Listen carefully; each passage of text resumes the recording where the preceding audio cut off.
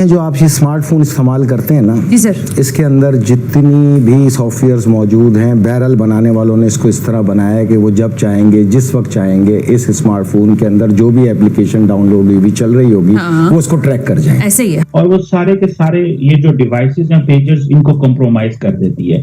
तो it means कि एक तो सारी बात है हिजबुल्लाह के पास वो जिसे वो कहते हैं ना वो एक्सेस नहीं है। वो समझ रहे हैं कि ठीक है ताइवान की कंपनी 101% वो उसको ट्रैक कर जाएंगे और इसके अंदर अगर एप्लीकेशन व्हाट्सएप की सूरत में, फेसबुक की सूरत में, तो फिर तो ये इस तरह है कि जो इसका कंट्रोलर है उसको वो बिल्कुल आपको आमने सामने देख रहा है।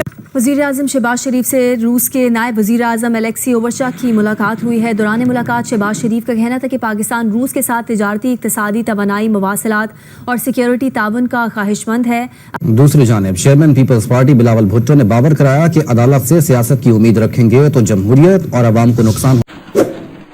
आपने सबसे पहले घबराना नहीं है, बाहसियत कौम हम इसका मुकाबला करेंगे। वो रेजिडेंशियल एरिया में मौजूद थे, वो भी गाइडेड मिसाइल। अच्छा, जो तलीब अब्दुल्ला पे हमला हुआ वो भी गाइडेड मिसाइल, जो वसाम अल कलीम पे हमला हुआ वो भी गाइडेड मिसाइल। यानी कि ये 6 के 6 कमांडर जो 3 दिन के अंदर शहीद किए गए, इन पर हमला गाइडेड मिसाइल से किया गया। और हुस्न इत्तफाक ये है कि ये सब के सब उस वक्त मोबाइल पे गुफ्तगू में मौजूद है।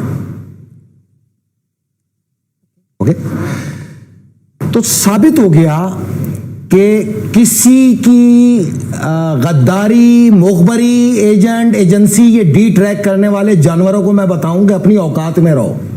जब तक हकीकत ना आए, मोनेटाइजिंग और चंद टके हासिल करने के लिए मिर्च मसाला इतना लगाओ जितनी तुम्हारी औकात है। इससे बाहर निकलने की कोशिश ना करना। मैं ये आपको जो फाइंडिंग दे रहा हूं ये हकीकत पे मबनी है। तो ये जो मौजूद थे इन सबको इस गाइडेड मिसाइल के जरिए मारा गया। और उस वक्त ये तमाम लोग जो निशाना बना वो व्हाट्सएप के ऊपर इंगेज थे अपने गुफ्तगू के अंदर। अब जब ईरान ने इसकी फाइंडिंग हासिल की तो 2 दिन बाद ईरानियन गवर्नमेंट ने, खुसूसन पासदारान इंक़िलाब ने हमास को, हिजबुल्लाह को, अंसारुल्लाह को, हजदल शाबी को फौरी तौर पे जो अहकामात जारी किए वो ये थे कि अपने तमाम स्मार्ट सेलफोन से अपने आप को दूर कर लें। बिल्कुल ठीक है। और फौरी तौर पे सैटेलाइट फोन्स पर अपने आप को मुंतकिल कर लें। हाँ, फौरी तौर पे अपने आप को सैटेलाइट फोन पर मुंतकिल करें। बिल्कुल ठीक है। तो ये अमल अब जारी हो सारी है, जो 80% कंप्लीट हो चुका है मवासलाती निजाम का। अच्छा, यानी हिजबुल्लाह की जानिब से यह है कि आपने अपने मोबाइल फोन्स का इस्तेमाल नहीं करना, तमाम स्मार्टफोन को फेंक दो। और मैं ये बात तो पाकिस्तान की भी अफवाज पाकिस्तान को बताऊंगा कि यही डिजाइन यहाँ पाकिस्तान के लिए भी बनाया हुआ है। ओके, जिसको एंगेज करना चाहेंगे, किसी को लाने के लिए, किसी को मंजर आम से हटाने की जो पॉलिसी ये होमलैंड सिक्योरिटी और ये मोसाद बना के पाकिस्तान के लिए बैठे हैं, तो ये अलार्मिंग पोजीशन, ठीक है ना। ये सेल फोन ही मौत का सामान है। उसकी वजह यह है कि जो सॉफ्टवेयर बनाने वाले हैं वो भी यहूदी, जो व्हाट्सएप चलाने वाले हैं वो भी यहूदी, जो फेसबुक चलाने वाले हैं वो भी यहूदी। तो ये कंसोर्शियम बैठा हुआ है दुनिया के तमाम जगह पे कत्लेआम के लिए। बस ये जैसे ही कम्युनिकेशन का निजाम मुकम्मल होगा, हम डीकम्युनिकेशन कर रहे हैं अपने आप को।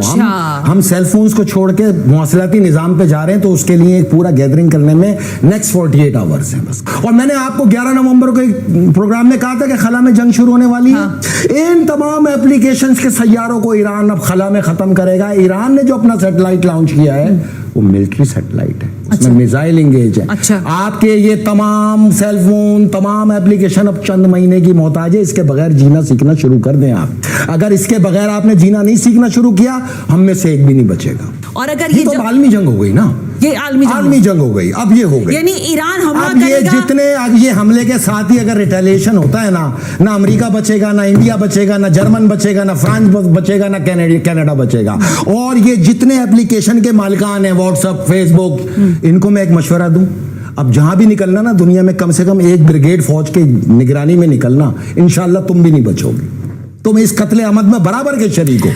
अच्छा, मुझे नहीं छोड़ेंगे तुम्हें। अगर कत्ल करना है तो फिर दुनिया में ये असूल तय हो गया है ना। हमने तो इनके सिविलियन आज तक नहीं मारे, लेकिन हसन नसरुल्लाह साहब ने अपनी तकरीर में ये तय कर दिया, बगैर असूल के जंग होगी। जिस अंदाज में तुम मारोगे इस अंदाज में मारेंगे। तुम सिविलियन मारोगे हम सिविलियन मारेंगे, तुम रहनुमा मारोगे हम रहनुमा मारेंगे। अच्छा फैसल, इंशाअल्लाह ये 3 के सर तो आपको बहुत जल्द मिलेंगे। और मैं बताऊं, ये इस वक्त 600 मीटर नीचे अपने ऐवान वजीर आजम की गहराई में मौजूद बंकर में मौजूद है ये तीनों।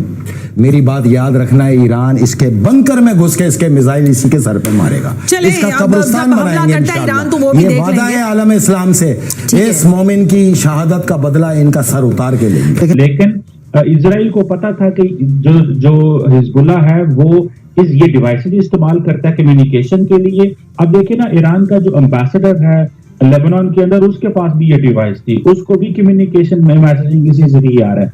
सो कितने बड़े स्टेट लेवल पे चीजें कंप्रोमाइज। सो यहाँ पे सिर्फ लेबनान की बात नहीं है, हिजबुल्लाह की बात नहीं है, ईरान जो खुद मिडिल ईस्ट में लड़ रहा है, टेक्नोलॉजी मेरी एक आईटी माहिर से बात हुई है, उसका ये कहना है कि नई जंग का आगाज किया है इसने, इजराइल ने, और उन्होंने इसको दिया है, नाम दिया है डिजिटल मोबाइल बम का तजर्बा किया है पेजेस के थ्रू।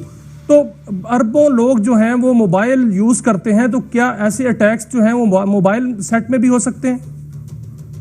देखिए जी, I am not a tech expert, पर डेफिनेटली हो सकते हैं। ये ऐसे ही है कि फॉर एग्जांपल आप एप्पल का फोन यूज करते हैं, एप्पल का फोन डिजाइन कैलिफोर्निया में होता है, मैन्युफैक्चर चाइना में होता है, लेकिन इन बिटवीन अगर बीच में एक कंपनी जो है वो 10,000 फोन लेके वो फोन जो है वो अपने पास रख लेती है और उसके अंदर कुछ ऐसी जो है वो रिवर्स इंजीनियरिंग करके किसी खास मुल्क में एक्सपोर्ट कर देती है $100 सस्ता करके, $50 सस्ता करके, और उनको पता है उस मुल्क में जा रहे हैं, तो वो टेक्निकली तो वो बॉम्ब जा रहे हैं उस मुल्क के अंदर, वो आईफोन तो नहीं जा रहे। मैं जस्ट एक मिसाल दे रहा हूँ। सो इस तरह की बहुत सारी ऐसी चीजें हैं, ये हुई हैं। सो मुझे लगता है कि ये जो टेक्नोलॉजी का फुकदान होना और जो वेस्टर्न वर्ल्ड का टेक्नोलॉजी में बहुत आगे चले जाना, जो डेवलपिंग वर्ल्ड मुसलमान दुनिया का डिपेंडेंट होना, ये इस चीज की चीज बताता है कि कितना ज्यादा। आप देखें ना, वो अगर उन डिवाइसेस को पूरी दुनिया को चैलेंज कर दिया ये हमला करके। जी, अब देखें ना, अब तो कोई किसी पे एतबार नहीं करेगा। अब जब हम चीजें इंपोर्ट करते हैं, आप देखें जो सॉफ्टवेयर है, आप जी एप्पल का सॉफ्टवेयर, आईफोन इस्तेमाल करते हैं, आप गूगल इस्तेमाल करते हैं, आपकी तो सारी की सारी जो कम्युनिकेशन है वो कॉम्प्रोमाइज है। ये सिर्फ ये चीज डिपेंड करता है कि आप कौन है। हम ये समझते हैं कि जी हमने आई मैसेज कर दिया, वो हमारी हुकूमत आई मैसेज नहीं पढ़ सकती, लेकिन वो एप्पल तो पढ़ सकता है। अब हम कहते हैं जी व्हाट्सएप की बात देख ले, तो हमारी हर चीज कॉम्प्रोमाइज है। ये सिर्फ डिपेंड करता है कि वो चीज किसके पास है, ठीक है। सो जो फॉर एग्जाम्पल चाइनीज सॉफ्टवेयर साहब, मैं चाहता हूँ इस कम वक्त में और एक, हमने क्या कुर्बानियां नहीं दी इस अमेरिका बहादुर के लिए। आप शुरू कर लें 26 अप्रैल 1978 के सौर इनकलाब से लेकर आज तक, और हम गैस तेल महंगा खरीद रहे हैं, अपना बुरकस हमने निकाल लिया। इसके बावजूद अमेरिका बहादुर कह रहा है जी हमारे उसके तहफ़्फ़ुज़ात हमारे मिसाइल प्रोग्राम पे। कितनी कमज़ोर है हमारी रूलिंग इशराफिया हमारे मफादात को प्रोटेक्ट करने में।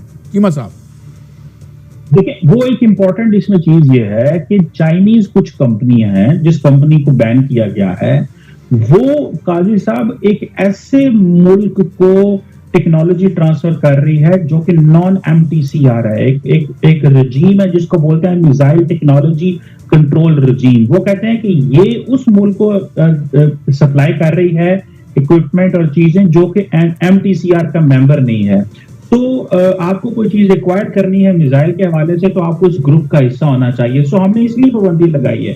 तो पाकिस्तान भी क्योंकि इस कंपनी से खरीद रहा था, लिहाजा पाकिस्तान की भी वो कंपनी वो कहते हैं कि इसका शिकार हो गई है।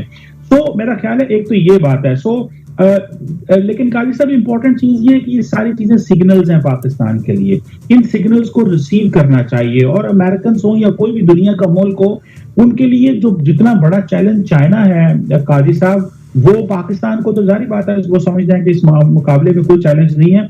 उनके लिए हर चीज उनकी दांव पे लगी हुई है चाइना को देख के।